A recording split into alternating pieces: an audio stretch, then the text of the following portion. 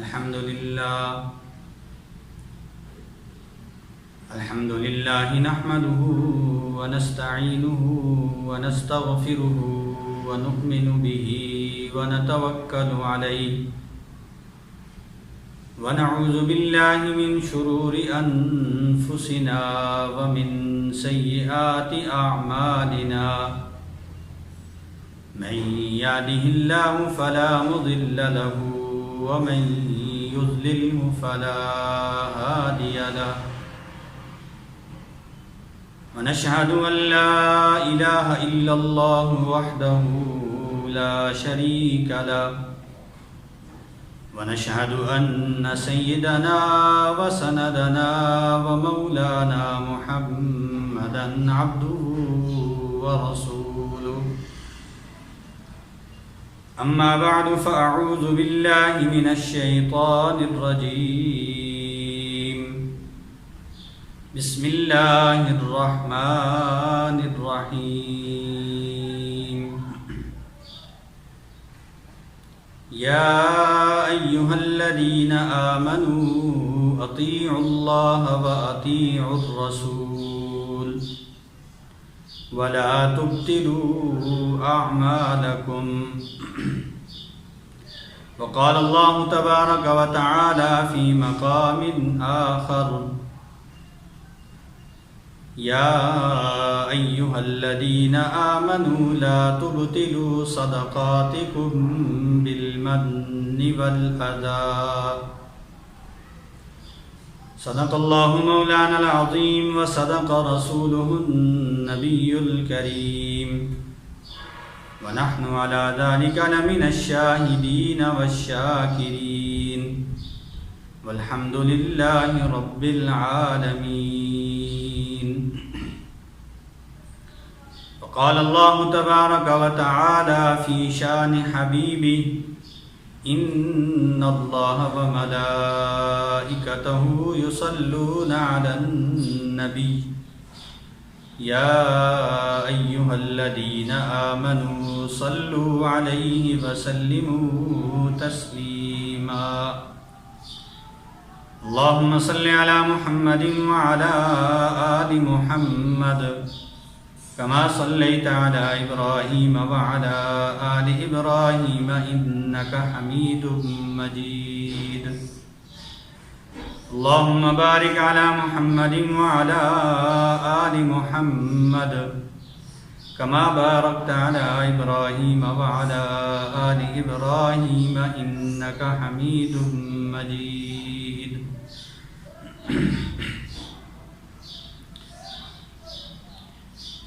واجب الاحترام بزرگوں اور دوستوں، اللہ رب العزت نے ہمارے اوپر یہ احسان فرمایا ہے کہ ہم سب کو حضور نبی کریم صلی اللہ علیہ وسلم کی امت میں پیدا فرمایا ہے، اور حضور خاتم النبیین صلی اللہ علیہ وسلم کے واسطے سے ہماری طرف اپنی شریعت، اپنا دین بھیجا ہے۔ اس شریعت مطہرہ کے اندر بعض کاموں کو ہمیں کرنے کا حکم دیا گیا جن کو اوامر کہا جاتا ہے، اور بعض کام ایسے ہیں کہ جن سے بچنے کا حکم دیا گیا، ان کو نواہی کہا جاتا ہے۔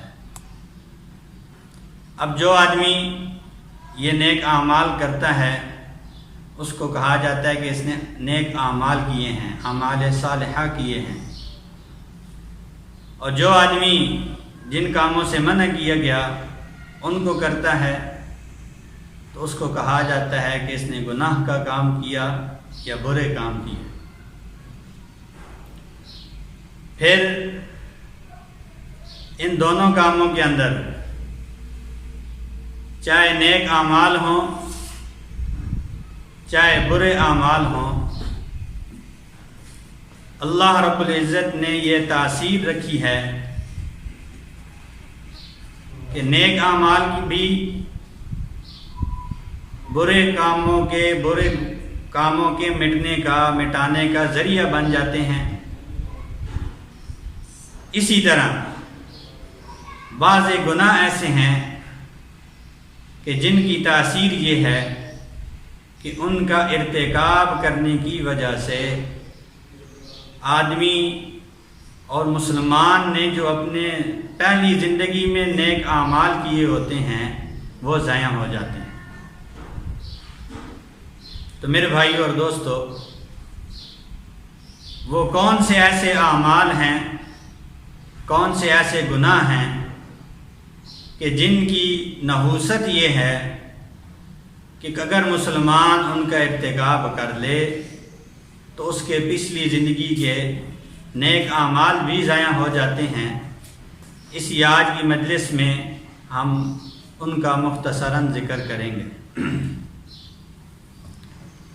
احادیث مبارکہ کی روشنی میں ان گناہوں کی 3 قسمیں بنائی جا سکتی ہیں۔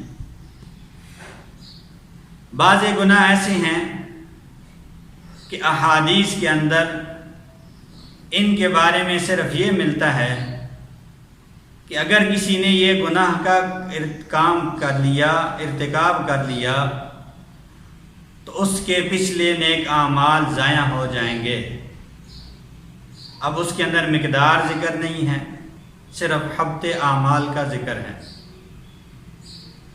دوسری قسم ایسے گناہوں کی ہے کہ حدیث کے اندر ایک مقدار ذکر ہے کہ ایسے کام کرنے کی وجہ سے اتنی مقدار میں نیک اعمال ضائع ہو جاتے ہیں۔ اور تیسری قسم ایسے گناہوں کی ہے کہ جن کے بارے میں احادیث میں یہ آتا ہے کہ جس نے یہ کام کا ارتکاب کیا اس کا نہ نفل قبول ہوگا نہ فرض قبول ہوگا۔ تو سب سے پہلے ہم بات کریں گے وہ گناہ کہ جن کے بارے میں یہ ذکر ملتا ہے کہ اس کی وجہ سے نیک اعمال ضائع ہو جاتے ہیں۔ اس میں بنیادی طور پر جو بڑے گناہ ہیں وہ تو شرک ہے، ہر مسلمان جانتا ہے تقریباً ان کو کہ شرک کا ارتکاب، مسلمان تھا بعد میں شرک اختیار کر لیا، کفر اختیار کر لیا، یا نعوذ باللہ مرتد ہو گیا۔ تو یہ کام ایسے ہیں کہ ان کے اختیار کرنے کی وجہ سے پچھلی ساری زندگی کے نیک اعمال ضائع ہو جاتے ہیں۔ یہ ایسے ہی ہے جیسے ایک کافر یا مشرک اسلام میں داخل ہوتا ہے تو اس کے اسلام میں داخل ہونے کی وجہ سے پچھلی ساری زندگی کے برے اعمال مٹ جاتے ہیں۔ ایسے ہی کوئی مسلمان اگر کفر اختیار کرے گا تو اس کی ساری زندگی کے نیک اعمال بھی ضائع ہو جائیں گے۔ اس کے بعد ایک مسلمان کے لیے باقی بعض امور ہیں کہ مسلمان ہے، نیک اعمال کر رہا ہے زندگی کے اندر، لیکن اگر اس نے نیک اعمال کسی کے دکھلاوے کے لیے کیے تو وہ نیک اعمال بھی ضائع ہو جائیں گے۔ پہلا نمبر ریاکاری کا، بڑے گناہوں کے بعد ریاکاری اختیار کرے گا۔ یہ غرض ہوگی اس کی کہ میرا یہ کام جو نیک عمل میں کر رہا ہوں اس کو لوگ دیکھ کر واہ واہ کریں۔ تو میرے بھائی اور دوستو، اس کی وجہ سے اس کے نیک اعمال ضائع ہو جاتے ہیں۔ مشہور حدیث ہے، واقعہ ہے کہ قیامت میں سب سے پہلے ایک عالم دین یا قاری قرآن کو لایا جائے گا۔ اس سے اللہ رب العزت سوال کریں گے کہ میں نے تجھے علم دیا، اپنی کتاب کو سکھانے کا موقع دیا، اس کا علم تجھے دیا، تو نے اس پہ کیا عمل کیا؟ تو یہ عالم یا قاری عرض کرے گا کہ یا اللہ میں نے اس سے آگے لوگوں کو پھیلایا اور آپ کی رضا کے لیے یہ کام کیا۔ تو اللہ رب العزت فرمائیں گے کہ نہیں، تیری غرض یہ تھی کہ لوگ مجھے بڑا عالم کہیں، لوگ مجھے بڑا قاری صاحب کہیں، تو لوگ وہ کہہ چکے، لہذا اس کے منہ کے بل گھسیٹ کر جہنم میں ڈال دیا جائے۔ اسی طرح مجاہد کا حال ہوگا اور اسی طرح سخی آدمی کا حال ہوگا۔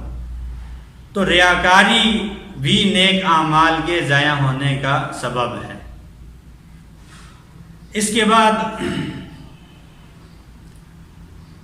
احسان جتلانا، ایک مسلمان کسی کے اوپر صدقہ کرتا ہے، اس کو مال دیتا ہے یا کسی اور ذریعے سے اس کی مدد کرتا ہے، غریب آدمی کی، اب بعد میں اس کو کوئی ضرورت پڑ گئی، کوئی کام پڑ گیا، تو یہ اسی غریب آدمی کو بلاتا ہے کہ یہ میرا کام کر دو۔ وہ غریب آدمی آگے سے اگر انکار کر دے تو یہ اس کے اوپر احسان جتلاتا ہے کہ تو وہی نہیں ہے جس کو میں نے اتنے پیسے دیے، یا تو میرے ٹکڑوں پر پلنے والا ہے اور آج میرے کام سے انکار کر رہا ہے۔ تو یہ احسان جتلانا بھی ہوا اور اس غریب آدمی کو تکلیف دینا بھی ہوا۔ تو اگر کوئی آدمی ایسا کام کرے گا تو اس کے بھی نیک اعمال ضائع ہو جائیں گے۔ قرآن مجید کے اندر اللہ رب العزت نے ان دونوں کاموں سے مسلمانوں کو، ایمان والوں کو منع فرمایا ہے۔ اللہ رب العزت فرماتے ہیں، یا ایھا الذین آمنو، اے ایمان والو، لا تبطلوا صدقاتکم، اپنے صدقات کو ضائع نہ کرو، باطل نہ کرو، بالمن والاذی، احسان جتلا کر اور تکلیف دے کر۔ اس لیے میرے بھائیو اور دوستو، اگر ہم بھی کسی کے اوپر کوئی احسان کر دیں، کوئی صدقہ خیرات کر دیں، تو اب یہ نہیں ہونا چاہیے کہ بعد میں اس کو ہم احسان جتلاتے رہیں اور تکلیف دیتے رہیں، بلکہ ہم نے اللہ کی رضا کے لیے اس کے ساتھ تعاون کیا، اس کو خیرات دی، اس کو صدقات دیے، اب بھول جائیں۔ اب ہمارے ذہن میں قطعاً یہ نہیں ہونا چاہیے کہ یہ تو وہ آدمی ہے کہ جس کے ساتھ ہم نے صدقہ کیا ہے، جس کے ساتھ ہم نے تعاون کیا ہے، اب ہمیں ضرورت پڑ گئی ہے تو یہ بھی ہمارے ساتھ تعاون کرے، یوں نہیں ہونا چاہیے۔ اگر ہم ایسا کریں گے تو یہ نیک اعمال ہمارے ضائع ہو جائیں گے، کیے کرائے پر پانی پھر جائے گا۔ اسی طرح میرے بھائی اور دوستو، ایک بہت ہی اہم چیز ہے جس کی طرف ہماری توجہ کم ہے، وہ ہے احادیث مبارکہ کے اندر آتا ہے کہ جس مسلمان کی عصر کی نماز ضائع ہو گئی تو گویا اس کے نیک اعمال ضائع ہو گئے۔ اور دوسری روایت میں یوں الفاظ ہیں کہ جس کی عصر کی نماز ضائع ہو گئی، کأنما وطر اہلہ ومالہ، گویا کہ اس سے اس کا مال اور اس کا خاندان، اس کے گھر والے چھین لیے گئے۔ تو آج ہم دیکھ لیں کہ باقی نمازیں بھی ہیں اور خصوصاً عصر کی نماز، اس کے اوپر ہم کتنی پابندی کرتے ہیں۔ کہیں ایسا نہ ہو کہ ہم دیگر نیک اعمال کرتے رہیں اور عصر کی نماز کا اہتمام ہم میں نہ ہو، اور اس عصر کی نماز کے ضائع ہونے کی وجہ سے ہمارے پورے دن کے نیک اعمال ضائع ہو جائیں۔ غالباً فضائل اعمال کے اندر حضرت شیخ الحدیث رحمہ اللہ نے اس کی وجہ بھی لکھی ہے کہ جو عصر کی نماز کا وقت ہوتا ہے یہ آدمی کے کاروبار کی مصروفیت کا وقت ہوتا ہے، اس میں اپنا مال سمیٹ رہا ہے، آمدن کا حساب لگا رہا ہے کہ آج مجھے کتنا نفع ہوا، کتنا نقصان ہوا۔ تو ایک تو وہ مال جمع کرنے میں لگا ہوا ہے، اور دوسرا مال آدمی حاصل کیوں کرتا ہے؟ اکثریت کی غرض یہ ہوتی ہے کہ ہماری جو اولاد ہے اس کی آگے مستقبل جو ہے وہ کیا ہو جائے، سنور جائے۔ تو مال بھی جمع کر رہا ہے اور مال جمع کرنے کی غرض اپنی اولاد کا مستقبل ہے۔ تو حدیث مبارکہ کے ذریعے سے ہمیں یہ بتلایا گیا کہ جتنا آدمی اپنے مال کے نقصان کی وجہ سے اس کو پریشانی لاحق ہوتی ہے یا اولاد کے ضائع ہونے کی وجہ سے اس کو پریشانی لاحق ہوتی ہے، وہ اس کو اپنے لیے مصیبت سمجھتا ہے، تو اگر عصر کی نماز کو چھوڑ دیا جائے تو اس کی وجہ سے بھی آدمی کو اتنی ہی مصیبت اور اتنی ہی پریشانی ہونی چاہیے کہ آج میری عصر کی نماز ضائع ہو گئی۔ اسی طرح میرے بھائی اور دوستو، ایک کام اور ہے جس کی وجہ سے آدمی کے نیک اعمال ضائع ہو جاتے ہیں، وہ ہے ہر نیک عمل دنیاوی غرض کے لیے کرنا۔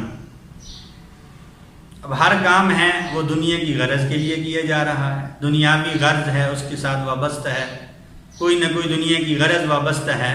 اگر ہر نیک عمل کے اندر بھی یہی ہماری غرض ہوگی تو ہمارا یہ کام، یہ مقصد بھی ہمارے دوسرے جو نیک اعمال ہیں ان کے ضائع ہونے کا سبب بن جائے گا۔ اور میرے بھائیو اور دوستو، جس کی ہر وقت کی فکر دنیا ہو، اس کے بارے میں صاف قرآن مجید کے اندر الفاظ ہیں کہ جس کی غرض دنیا کی کھیتی ہوگی، تو اگر دنیا کی غرض ہے اس کی، تو ایک تو بات قرآن مجید سے ہمیں یہ ملتی ہے کہ جتنی اس کی غرض ہے وہ پوری کبھی بھی نہیں ہوگی۔ ایک آدمی چاہتا ہے کہ میرے پاس اتنا مال آ جائے، اب ضروری نہیں ہے کہ اس کے پاس اتنا مال آئے، جتنا اللہ چاہیں گے اتنا اس کے پاس مال آئے گا۔ اور یہ بھی ضروری نہیں ہے کہ جو آدمی بھی دنیا کے پیچھے چل رہا ہے اس کو دنیا مل جائے، نہیں، جس کے لیے اللہ چاہیں گے اس کو دنیا ملے گی، اور جتنی اللہ چاہیں گے اتنی ملے گی۔ ہر آدمی کو بھی ملنے سے رہی، اور جتنی ہر آدمی کی خواہش ہے اتنا بھی ملنا نصیب کی بات ہے، ہر ایک کو اتنی نہیں ملتی۔ لیکن اگر آدمی آخرت کی فکر سامنے رکھے کہ ہر نیک عمل میں فکر آخرت کی سوار ہو، اور حتیٰ کہ دنیاوی کاموں کے اندر بھی اس کی غرض کیا ہو، آخرت کی ہو، تو اس کو جو وہ چاہتا ہے وہ بھی اللہ رب العزت نصیب فرمائیں گے، اور زیادہ بھی اس کو نصیب فرمائیں گے۔ اس لیے میرے بھائیو اور دوستو، ہماری سوچ اور فکر دنیا کی بجائے آخرت ہونی چاہیے، کیوں کہ دنیا ایک نہ ایک دن ختم ہونے والی ہے، یا تو دنیا ختم ہو جائے گی یا ہم ختم ہو جائیں گے، اور آخرت کی جو زندگی ہے وہ ہمیشہ ہمیشہ کے لیے ہے، اور اس کے خوشیاں اور غم، اس کی پریشانیاں اور راحتیں، ہر چیز ہمیشہ ہمیشہ کے لیے ہے۔ تو جو چیز ہمیشہ کے لیے ہو اس کی فکر کرنی چاہیے، تو اللہ تعالی ہمیں آخرت کی فکر نصیب فرمائے۔ اسی طرح میرے بھائیو اور دوستو، یہ تو وہ اعمال ہوئے کہ جس کے اندر مطلق نیک اعمال کے ضائع ہونے کا ذکر ہے۔ اس میں ایک بات اور بھی ہے، وہ ہے کہ کسی دوسرے مسلمان کو اللہ کی رحمت سے نا امید کر دینا۔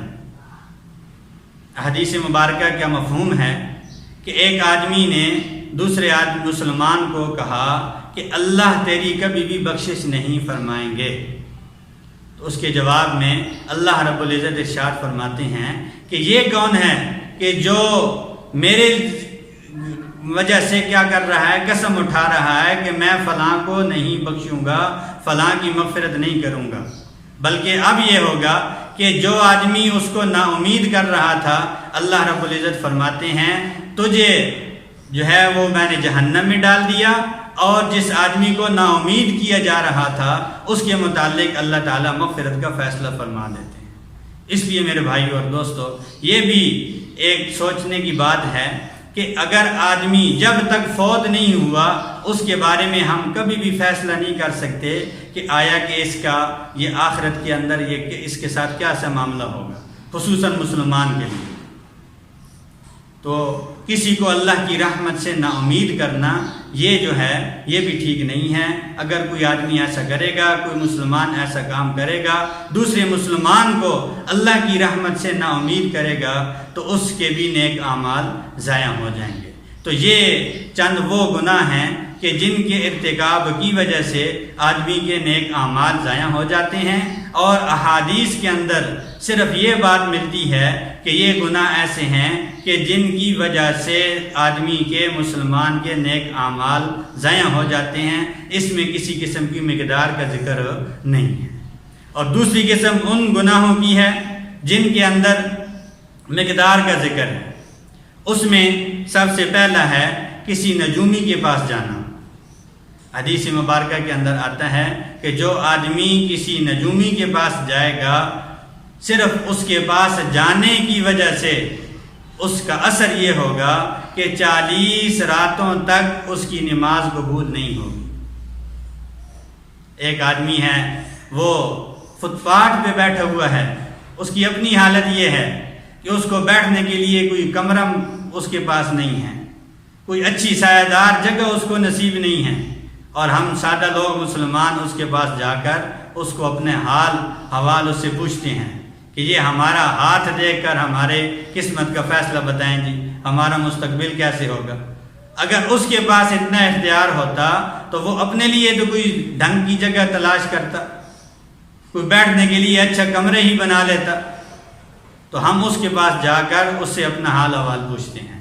تو حدیث مبارکہ کے اندر صاف الفاظ ہیں کہ جو نجومی کے پاس جائے گا اس کی 40 راتوں تک کی نماز قبول نہیں ہوگی۔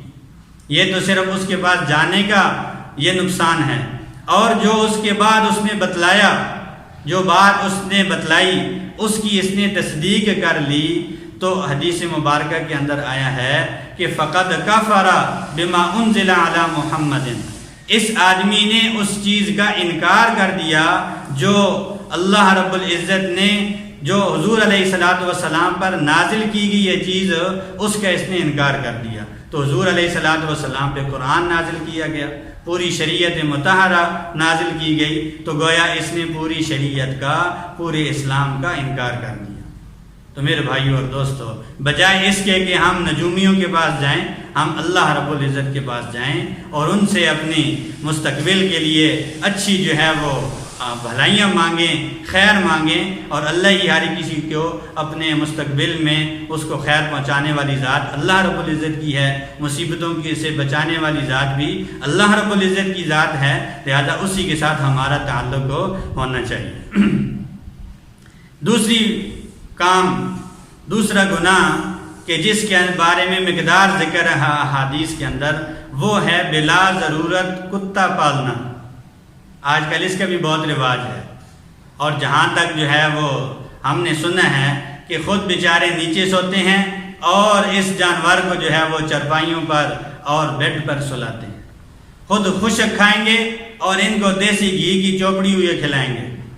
جب اللہ رب العزت کسی کی عقل مار دینا تو پھر یہی حال ہوتا ہے۔ اب ہونا تو یہ چاہیے بھائی خود دیسی گھی کھاؤ، اپنی جان کے اوپر لگاؤ تاکہ کچھ فائدہ بھی ہو، تو اس جانور کو دیسی گھی کھلانے کا کیا فائدہ؟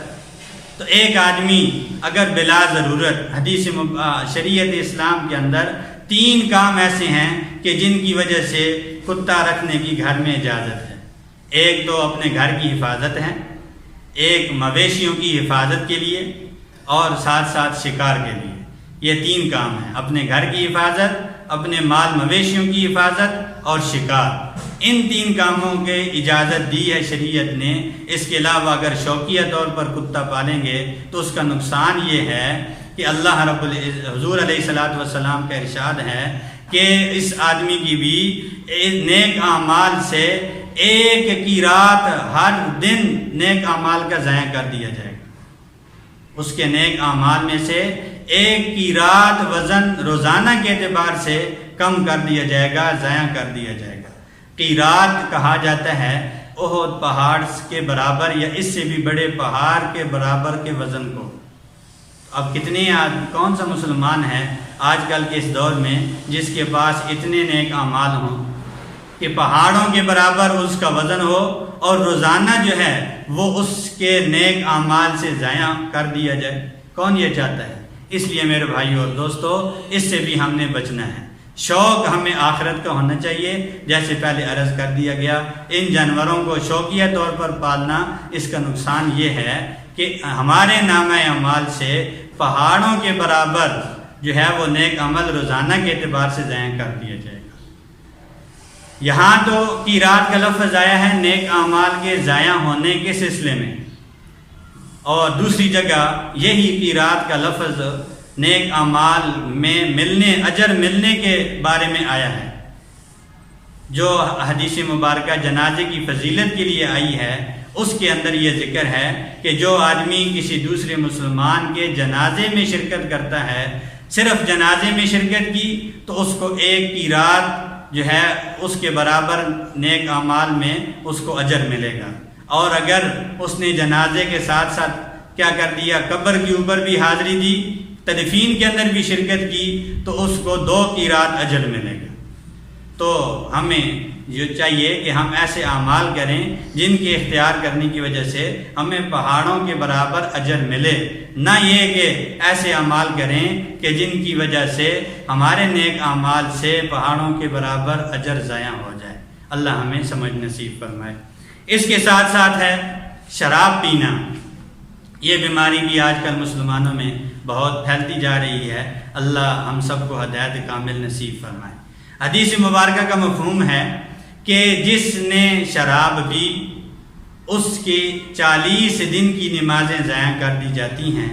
اگر وہ توبہ کر لے تو اللہ تعالیٰ اس کی توبہ کو قبول فرما لیتے ہیں، اور جب دوسری مرتبہ شراب پیتا ہے پھر یہی حال ہوتا ہے کہ 40 دن اس کی نمازیں ضائع کر دی جاتی ہیں، 40 دن کی، اور اگر توبہ کرے گا تو توبہ کو قبول کر لیا جائے گا۔ اسی طرح تیسری دفعہ بھی اگر اس نے شراب پی تو شراب پینے کی وجہ سے 40 دن کی نمازیں ضائع ہو جائیں گی، اور اگر توبہ کی تو اللہ تعالیٰ توبہ قبول فرما لیں گے۔ لیکن اگر چوتھی دفعہ اس نے شراب پی تو اب اس کا اثر یہ ہوگا کہ اس کے 40 دن کی نمازیں بھی ضائع ہو جائیں گی، اور اگر توبہ کرے گا تو حدیث مبارکہ کے الفاظ ہیں کہ اللہ اس کی توبہ کو قبول نہیں فرمائیں گے۔ تو میرے بھائی اور دوستو، اس کام سے بھی ہمیں بچنا چاہیے۔ تو یہ چند گناہ ایسے ہیں کہ احادیث مبارکہ کے اندر مقدار ذکر ہے، یا تو 40 دن کی نمازیں کے ضائع ہونے کا ذکر ہے، یا 40 راتوں کی نمازوں کا ضائع ہونے کا ذکر ہے، اور اس شراب کے اندر ساتھ ساتھ یہ بھی ہے کہ اللہ پھر توبہ قبول اس کی نہیں کریں گے، اور اس کے دل کے اوپر مہر لگا دیں گے، اور خبال نہر سے اس کو پانی پلایا جائے گا جہنم کے اندر۔ جب صحابہ نے پوچھا کہ یہ خبال نہر کیا ہے تو اس کے جواب میں حضور علیہ الصلاۃ والسلام نے ارشاد فرمایا کہ یہ وہ نہر ہے جس میں جہنمیوں کی پیپ جو ہے وہ اکٹھی ہو کر بہے گی، تو اس سے اس کو پانی پلایا جائے گا۔ اللہ ہماری حفاظت فرمائے۔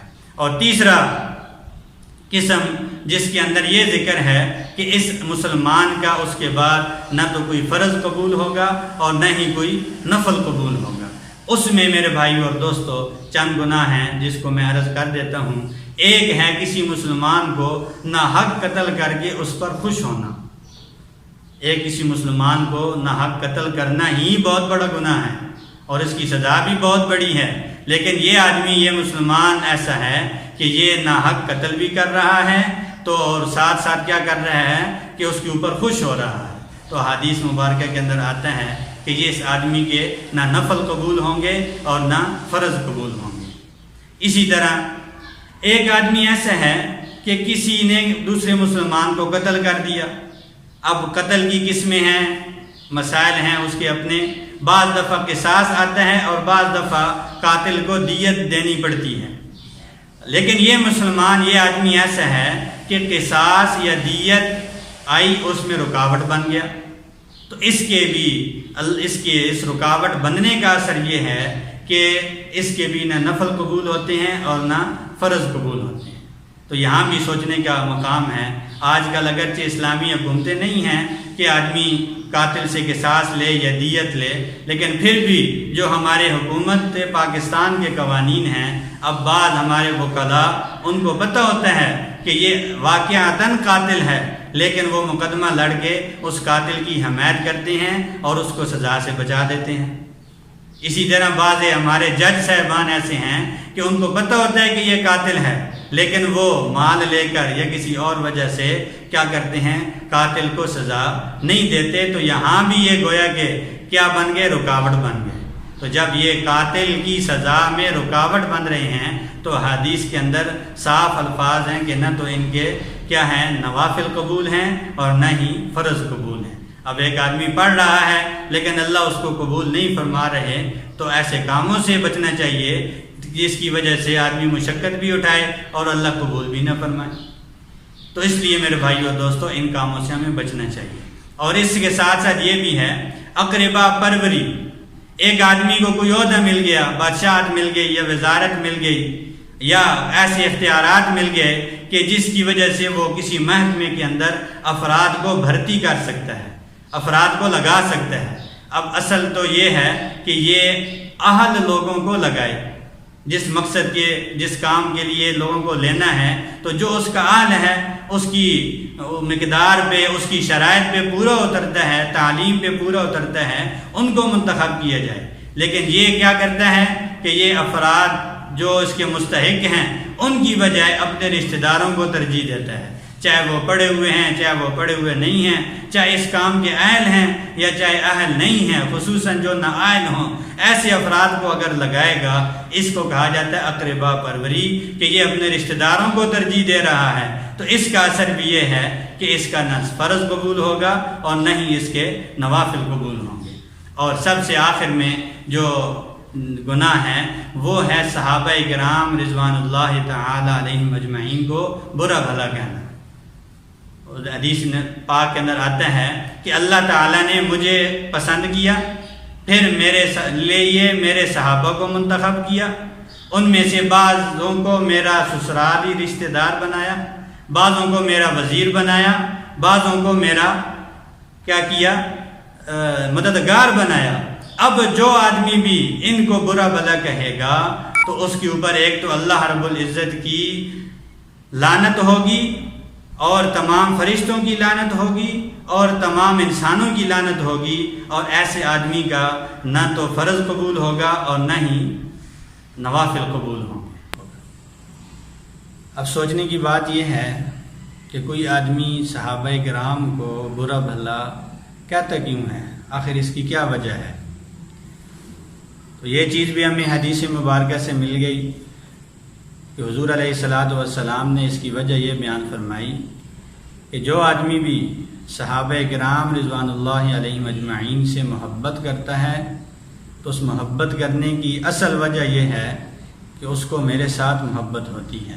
فمن احبہم فبحبی احبہم، اور اس کے ساتھ یہ فرمایا کہ صحابہ کرام رضوان اللہ علیہم اجمعین سے بغض کی وجہ بھی اصل میں یہ ہے کہ اس آدمی کو میرے ساتھ بغض ہوتا ہے۔ فمن ابغضہم فببغضی ابغضہم، تو حضور علیہ الصلاۃ والسلام سے بغض کا اظہار آدمی کر نہیں سکتا، کیونکہ اس کے لیے ہر کوئی نہ اس کو سن سکتا ہے نہ اس کو کوئی قبول کر سکتا ہے۔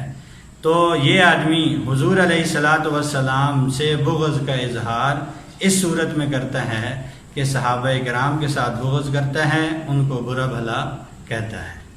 تو میرے بھائیو اور دوستو، اب یہ سوچنا ہے ہم نے کہ حضور علیہ الصلاۃ والسلام نے صحابہ کے ساتھ محبت کرنے کو اپنی محبت اور صحابہ کے ساتھ بغض کو اپنے ساتھ بغض کرنے کی وجہ کیوں بیان فرمائی؟ تو اس کی بھی وجہ یہ ہے کہ صحابہ کرام رضوان اللہ تعالی علیہم اجمعین نے اپنا سب کچھ حضور کے لیے قربان کیا۔ جب اپنا سب کچھ انہوں نے حضور کے لیے قربان کیا تو حضور علیہ الصلاۃ والسلام نے بھی ان کے ساتھ محبت کرنے کو اپنی محبت قرار دیا اور ان کے ساتھ بغض رکھنے کو اپنے سے بغض قرار دیا۔ اور اسی طرح قرآن مجید کے اندر بھی اللہ رب العزت نے ان کے لیے بے شمار انعامات ارشاد فرمائے۔ کہیں پر اولئک هم المفلحون فرمایا ہے، کہیں پر اولئک هم الفائزون فرمایا ہے، اولئک هم المتقون، اولئک هم المفلحون۔ یہ ساری کی ساری صفات رضی اللہ عنہم ورضوا عنہ، یہ ساری چیزیں صحابہ کے لیے قرآن مجید کے اندر موجود ہیں۔ وجہ یہی ہے کہ انہوں نے اپنا سب کچھ حضور کے لیے اور دین اسلام کے لیے قبول فرمایا ہے، لگایا ہے، اس کے لیے اپنا سب کچھ حضور علیہ الصلاۃ والسلام کے لیے لگا دیا، نچھاور کر دیا، قربان کر دیا۔ تو اس لیے میرے بھائیو اور دوستو، یہ وہ اعمال ہیں، یہ وہ گناہ ہیں کہ جن کی وجہ سے آدمی کے نیک اعمال ضائع ہو جاتے ہیں۔ اس لیے میرے بھائیو اور دوستو، جہاں ہم نیک اعمال کرتے ہیں اللہ ہی کی توفیق سے کرتے ہیں، تو ضروری بات یہ ہے کہ ہم اپنے ان نیک اعمال کی حفاظت بھی کریں، تاکہ یہ نیک اعمال جو مشقت برداشت کر کے کرتے ہیں، کل آخرت میں ہمارے کام بھی آئیں۔ کہیں یہ نہ ہو کہ جیسے ایک پانی کا برتن ہو، اوپر سے اس کو بھرا جا رہا ہو اور نیچے اس کا سوراخ ہو تو وہ پانی کا برتن کبھی بھرے گا نہیں، اس سے ہم کبھی بھی فائدہ اٹھا نہیں سکتے۔ ایسے ہی ساتھ نیک اعمال کریں اور ہم ساتھ ساتھ ایسے گناہوں کا ارتکاب کرتے جائیں کہ ان کی وجہ سے ہمارے نیک اعمال ضائع ہوتے رہیں، تو اس سے بچنے کی ضرورت ہے۔ یہ چند مختصر سی چیزیں آپ کے سامنے ذکر کر دی گئی ہیں کہ وہ کون سے گناہ ہیں کہ جن کی وجہ سے مسلمان کے نیک اعمال ضائع ہو جاتے ہیں، ان کا کچھ ذکر کیا گیا۔ اللہ رب العزت سے دعا ہے کہ اللہ رب العزت اپنی توفیق سے جو ہمیں نیک اعمال کرنے کی سعادت نصیب فرماتے ہیں، ہمیں ایسے ہر قسم کے گناہوں سے بچنے کی توفیق نصیب فرمائیں، خصوصاً ایسے گناہ جن کی وجہ سے ہمارے نیک اعمال ضائع ہو جاتے ہیں۔ اللہ رب العزت ہی نیک اعمال کرنے کی توفیق بھی دیتے ہیں، اور اللہ رب العزت کی ذات ہی برے اعمال سے بچنے کی طاقت نصیب کرتی ہے۔ اللہ رب العزت ہمیں بھی یہ دونوں چیزیں نصیب فرمائے۔ وآخر دعوانا ان الحمدللہ۔